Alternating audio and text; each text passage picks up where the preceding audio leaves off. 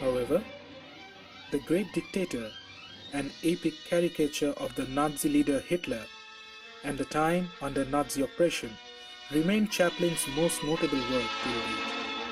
It's not only because he found Hitler an utterly comic character who, according to Chaplin, a poor copy of him, but is for a far wider, noble cause. It all started following the blistering popularity of Chaplin in Germany during his tour, or Chaplin's own preferred anonymity about his alleged Jewish connection. Nazi regime imposed heavy sanctions against his film screenings in Germany and all occupied territories. He was being ridiculed all over Germany as the Eternal Jew, which later resurfaced in one of the propaganda films with same title. Der Jude Chaplin wurde bei seinem Besuch in Berlin von einer begeisterten Menge begrüßt.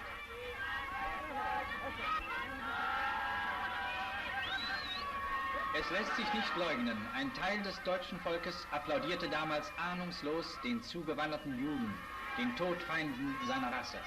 This shameless exhibition, relentless propaganda of world Jewry and master race theory, finally propelled him to make The Great Dictator. Chaplin started working on it in that same year, but we have to keep in mind that actual estimation of Nazi destruction was only possible after the war, and it was impossible for him to know about Lebensraum and final solution at that time. Chaplin himself expressed regret.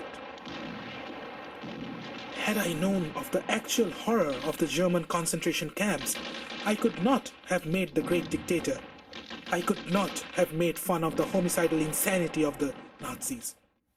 The Great Dictator was finally released on October 30th, 1940 in New York City, amid threats from German Americans, authorities, and leaders. Chaplin transcended into the world of talkies.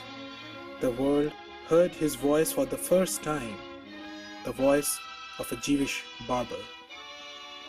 Chaplin appeared in dual role as the dictator Adenoid Hinkle of Tomania and an innocent Jewish barber.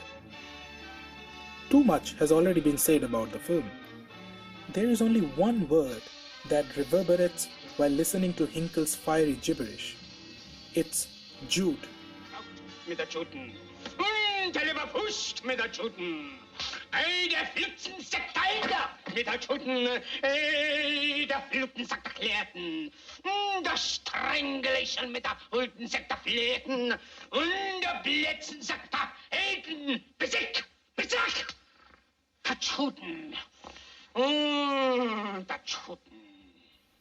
The little tramp has just found his identity. He is a Jew and a barber. The infectious satire leaves us stand still, and as we move on, Chaplin transforms his artistic freedom into a new form of collective social responsibility. At the end, the two characters rolled into one. Jewish barber in dictator's outfit delivers a remarkable speech in the voice of Chaplin himself, a plea to all humanity for love, peace, and fraternity. Soldiers, don't give yourselves to brutes, men who despise you, enslave you, who regiment your lives, tell you what to do, what to think, and what to feel, who drill you, diet you, treat you like cattle, use you as cannon fodder. Don't give yourselves to these unnatural men, machine men with machine minds and machine hearts. You are not machines, you are not cattle, you are men. You have the love of humanity in your hearts. You don't hate, only the unloved hate, the unloved and the unnatural. Soldiers, don't fight for slavery, fight for liberty. In the 17th chapter of St. Luke it is written, the kingdom of God is within man, not one man nor a group of men, but in all men, in you. You, the people, have the power to create machines, the power to create happiness. You, the people, have the power to make this life free and beautiful, to make this life a wonderful adventure. Then in the name of democracy, let us use that power. Let us all unite. Let us fight for a new world, a decent world, that will give men a chance to work, that will give youth a future and old age a security.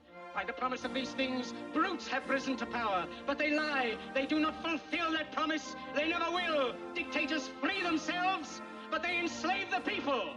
Now let us fight to fulfill that promise. Let us fight to free the world, to do away with national barriers, to do away with greed, with hate and intolerance.